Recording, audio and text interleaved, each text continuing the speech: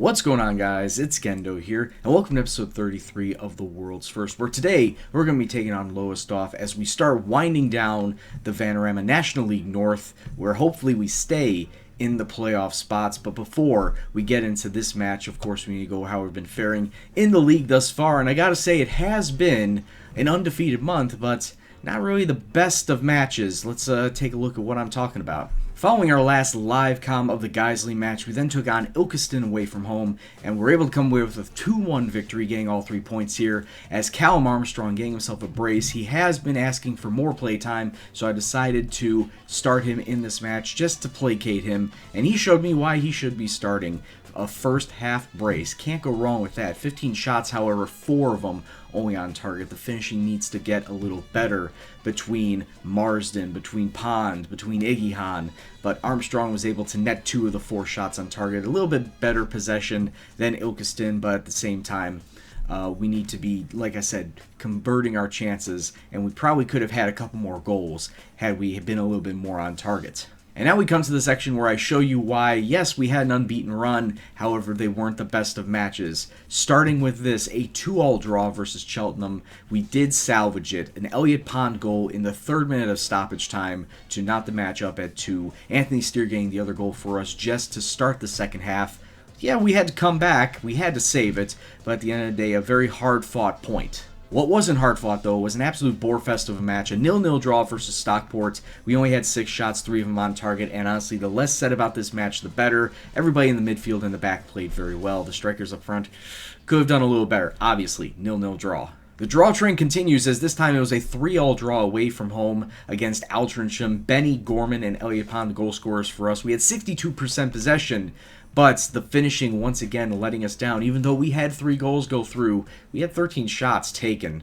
We need to be a little bit more concise. We need to concentrate a bit more and take our time when taking these shots, because admittedly we probably could have won this match if it wasn't for the back line letting the goals in like they were a sieve. Josh Maya getting himself a hat trick on the Altrincham side, and we were actually leading 3-2 at the half. Defense bottled it 4 minutes in and let the game-tying goal go through, but after that, it was pretty much a stalwart defensive line, and at the same time, we weren't able to come up with anything ourselves. So 3 points from 3 matches, yay. Make it 4 points from 4 because we bottled this one as well. Anthony Steer getting us a goal in the 12th minute, however, Solihull Moors answering back and making the final score what it was in the 73rd minute. It's a 1-all draw. Admittedly, once again, a finishing letting us down. Only 9 shots, with 2 of them being on target. A little bit majority possession, but at the same time, Solihull Moors, in fact, all 4 of these teams were sitting below us in the table. Most of them sitting lower than halfway, so you figured that a draw from these matches was not the best result. We could have done a lot better and helped push ourselves up a little further into the playoff zone.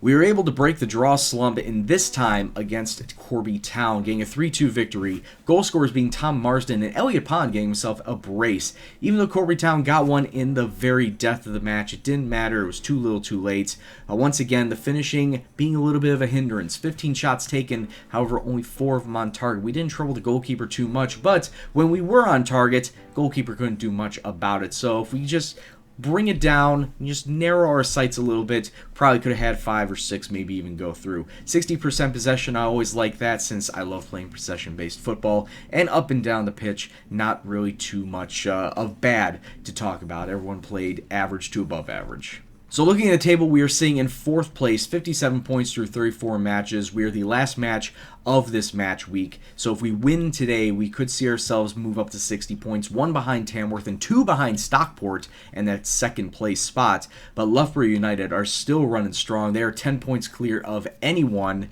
And with 7 matches to go after this and possibly trying to make up 12 points, there just isn't really, I can't see that being possible. Loughborough United more than likely have this league wrapped up. It's just basically a fight for second to get the home field advantage during the playoffs. Our opponents today are Lowestoft, and they are honestly closer to the relegation zone than they are to us. They are 5 points clear of that, sitting in 15th place. The relegation zone currently held by Geisley, Salford, and Cheltenham. I'm really sad to see those bottom 2 go down, to be quite honest with you, but it is what it is. Let's just focus on the match at hand. Let's not take a look at the next 7. We need to beat Lowestoft, and I think it can be done. Lowestoft's going to be coming out of 4-4-2, so we're going to hit them head on with a 4-3-3 attacking just to try and get the match done and over with early. If you take a look at the team sheet, you also notice that we are probably missing one person. Yeah, that's right. We only have one goalkeeper on the squad, as Callum Williams just voiced his displeasure about not starting, so I gave him his walking papers. Didn't really need him at the club anymore. Anyway, he was on a non-contract, so it didn't matter. So, Luke Chambers is going to be our goalkeeper from here on out. The back line will consist of McCoy, Kennedy, Norris, and Duxbury, as McJanet really hasn't played all that well as of late.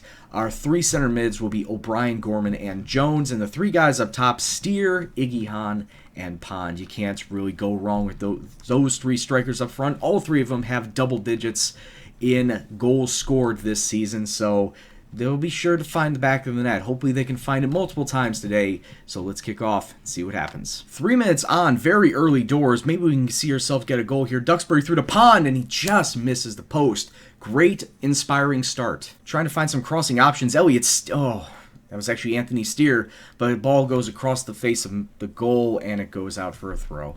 At least for the first 13 minutes of this match, we were putting on the heat against Lowestoft, and here they come on a counter. They get themselves a corner off a great save from Luke Chambers.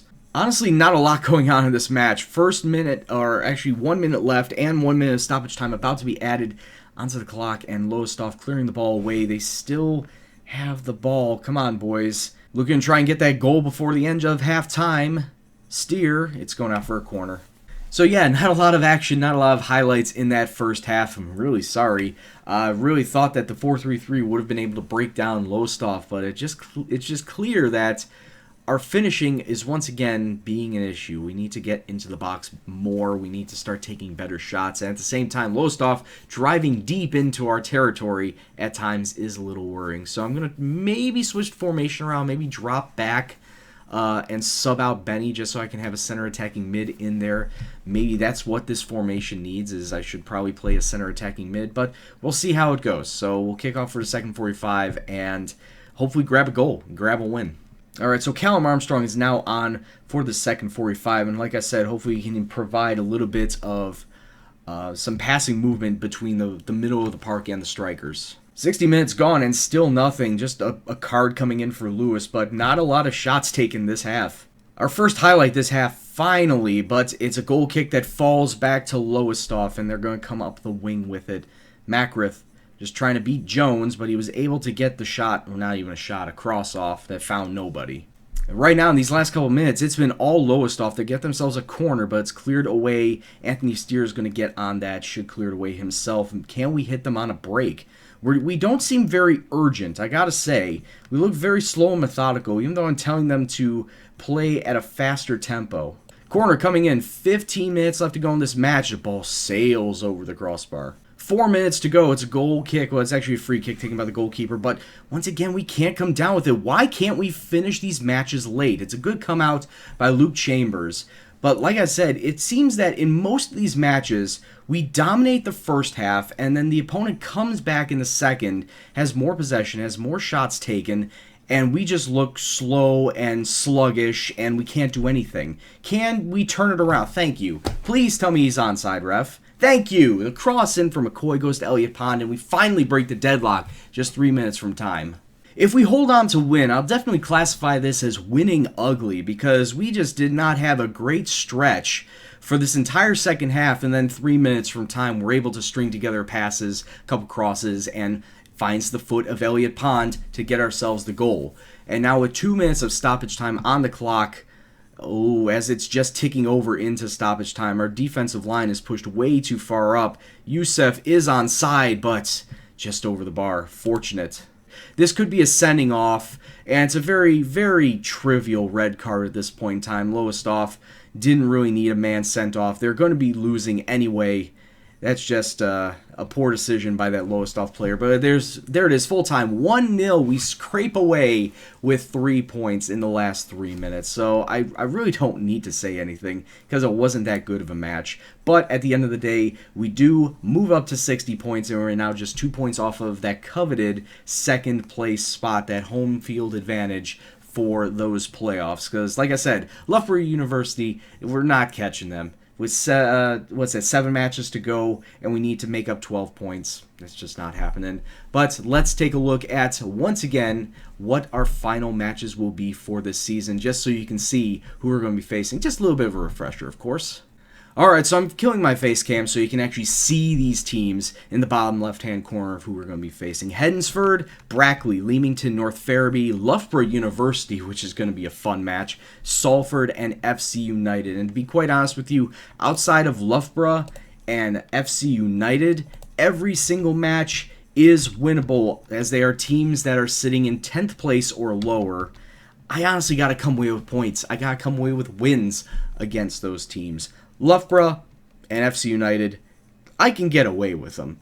I can get away with a loss, maybe even a draw, as long as I stay in the playoff spots. So, next time, we're going to wrap up the season against FC United and then take a look at who we're going to be facing in the playoffs, if we stay in the playoffs, of course. So, until that time, I'd like to thank you all very much for watching. If you liked what you saw, please hit the like button, subscribe if you're new, and you want to see more FM content on the channel.